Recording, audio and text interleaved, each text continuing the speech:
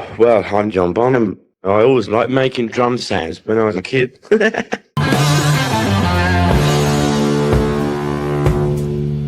Without him, there couldn't have been any Led Zeppelin. And before he went any further, I said, wait a minute. Not many people liked us. Bonham. No. The general public are so fucking dumb. I knew what we had, and I just really wanted to knock everybody dead with it. But I am. And he's going, oh yeah. Jesus Christ, where'd you find this guy? An astonishing feat, you know, the drummer from hell, where did he come from?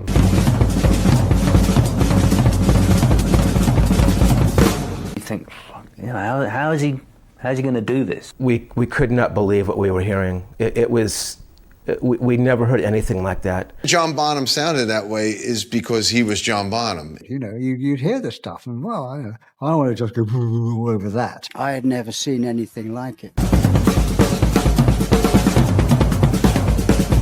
It's what made Zeppelin unique in that way. It's just the way he approached rhythm and what he did.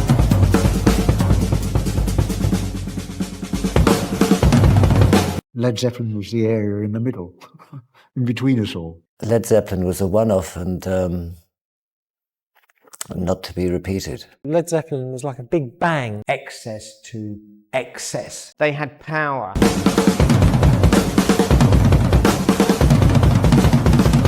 Is what really makes the band.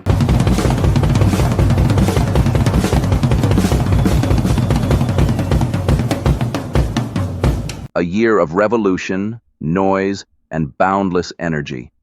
And in the heart of it all, 4 young musicians from England were rewriting the language of rock. Lead guitar, Jimmy Page.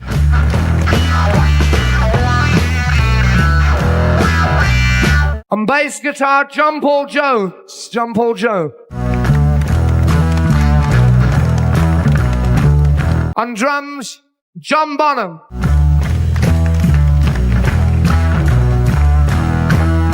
And myself, Robert Plant. 4 names that would soon echo across the world like a thunderclap.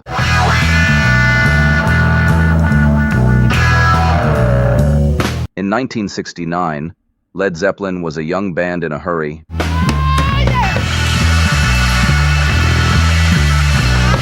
Their debut album had just dropped in January. Atlantic decided that the record is going to come out on the 12th of January, but only in America. And the response was electric. What people are hearing, as opposed to what they're reading, is what really makes the band. What makes this so special, of course, is that they were just starting out. And you know, just to hear it sometimes sends shivers down your spine. It was raw, bluesy, and powerful, a statement of intent.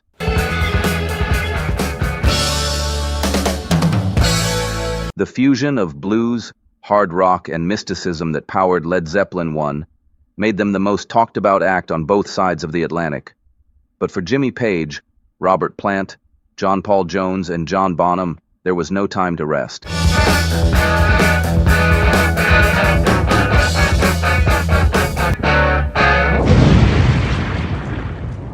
So Peter gets a tour together for us. The road became both their stage and their studio as they embarked on a relentless series of tours that would spawn one of the greatest rock albums ever recorded, Led Zeppelin II. Life on the road with Led Zeppelin was its own world.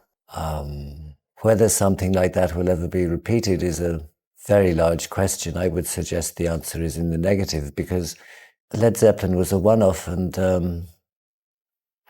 not to be repeated. Unlike their debut, which was recorded primarily at Olympic Studios in London, Led Zeppelin II was pieced together in studios across the world. We have this tour coming up, and I think it's going to be really a hoot to be able to record in various locations in America.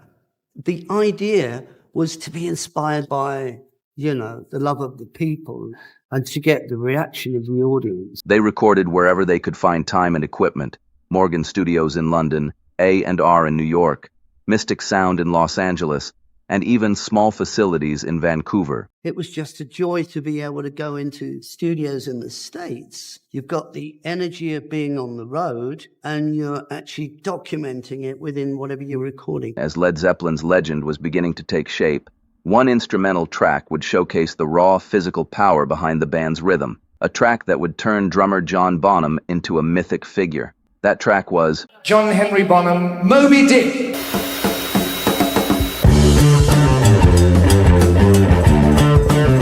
recorded during the sessions for Led Zeppelin II. Moby Dick wasn't born from a grand plan. It grew, as much of Zeppelin's music did, out of spontaneous studio energy. The band was experimenting at Morgan Studios in London, later finishing the track at A&M and Atlantic Studios in Los Angeles as they crisscrossed America on their grueling 1969 tour. In those chaotic months, hotel rooms, sound checks, and after-hours jams became their creative playground. At the center of it all was Bonham. Nicknamed Bonzo, he was the engine room of Led Zeppelin, thunderous yet surprisingly musical.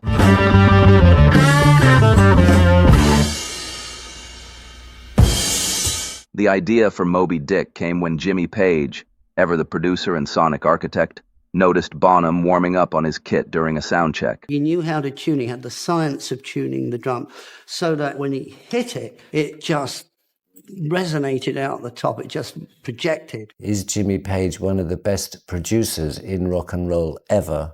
Yes. His powerful yet fluid rhythm patterns caught Page's ear.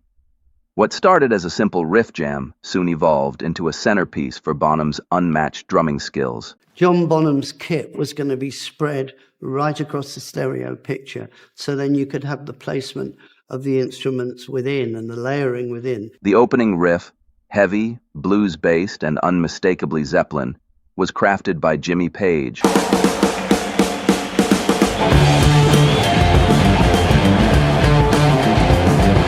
Is Jimmy Page an amazing guitar player? Yes. The sound of Page's guitars, it was just, we heard about this band. This was a new English supergroup, and we'd heard Cream, we knew about Cream, but it was a moment in time that it got to me.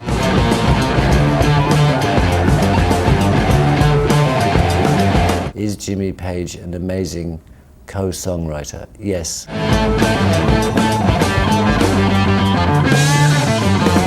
John Paul Jones locking in on bass to create the thick, grinding groove that set the stage. You've got two amazing frontmen in the group. You've arguably got an amazing third frontman in the drummer. Here is the guy who's the glue that holds it all together. So he was, you know, kind of an eminence gris in a way. You know, he didn't draw attention to himself in the obvious ways. But just as with the others, without him, there couldn't have been any Led Zeppelin.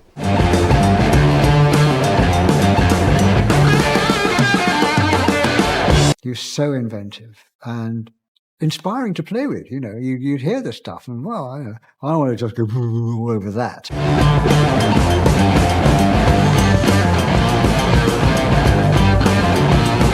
I want to do something that will fit in really well with it. That was what I used to like to do best, is to fit in.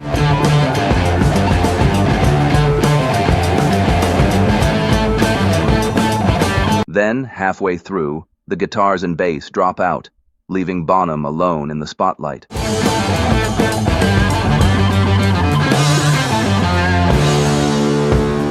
What followed was one of the most famous drum solos in rock history. And before he went any further, I said, wait a minute. Not many people liked us. Bonham. No. The general public are so fucking dumb. But we liked us.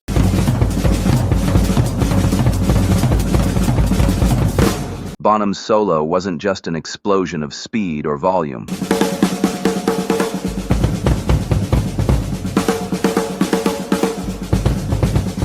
It was a demonstration of feel. He's going, oh yeah. I had never seen anything like it.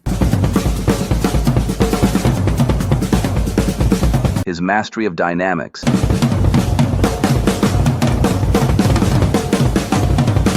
Jesus Christ, where'd you find this guy? Hands down. I mean, no one comes within a mile of him. his use of triplets with his bass pedal. I knew what we had, and I just really wanted to knock everybody dead with it. But I am.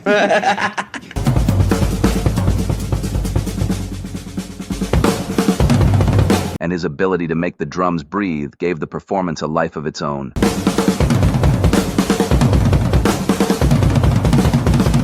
He would use bare hands, a technique borrowed from African drumming traditions, to draw deep, primal sounds from his toms, a raw energy that few drummers could match. And he played with his wrists.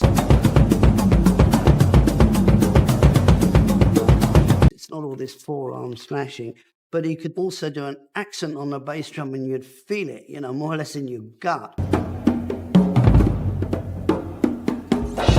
On stage, Moby Dick became a spectacle. In Zeppelin's early tours, Bonham's solos would last anywhere from 10 to 30 minutes, sometimes longer. Fans were mesmerized.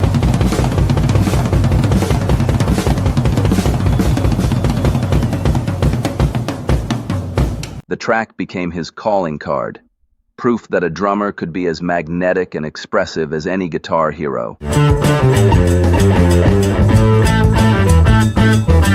Bonham's drumming, like the white whale, was vast, untamable, and awe-inspiring. It's what made Zeppelin unique in that way. It's just the way he approached rhythm and what he did.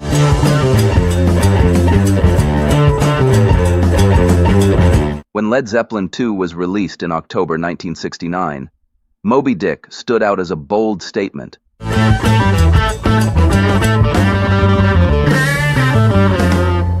We just recorded what we liked. I mean, Zeppelin always had completely different influences. We all listened to different things. And I always said that Led Zeppelin was the area in the middle, in between us all. By the time Led Zeppelin II had come out, the band were hugely successful in America. And I was fortunate to be invited to see the play in Carnegie Hall in New York. First time a rock band had ever played there. First time I'd ever been to America. And first time I'd seen Led Zeppelin playing to such an ecstatic audience. It's quite a thrill, really, because when we arrived at the gig, they'd sold all the tickets out. And as there were no seats, I had to sit on the side of the stage, or stand at the side of the stage, which was no hardship. And the band rose to the occasion. They played one of the best shows I'd ever seen them do, even compared to, say, Earl's Court, which was later in their career. There was just something about the New York audience that inspired them to play. I mean, they were leaping out of their seats and shaking their hands and screaming, whereas back in London, they'd been playing to, you know, like 50 guys standing there holding a pint of beer and eating a packet of crisps, going, ooh, you know, impress us. In an era when guitar solos ruled, Zeppelin gave their drummer the spotlight, and in doing so, elevated the role of percussion in rock music. So everybody could be heard. That was the important thing for me. Everybody could be heard what they were doing on a Zeppelin record. Moby Dick remains more than just an instrumental. It's a monument to John Bonham's genius. An astonishing feat. You know, the drummer from hell, where did he come from?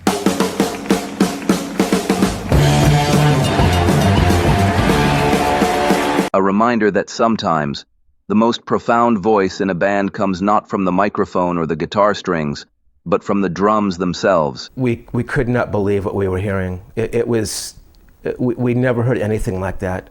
We never heard a drummer play like that. Bonham's bass drum was unbelievable. The first time we played together, you know, you could tell it was going to be a good group, you know, not being sort of flashy about it.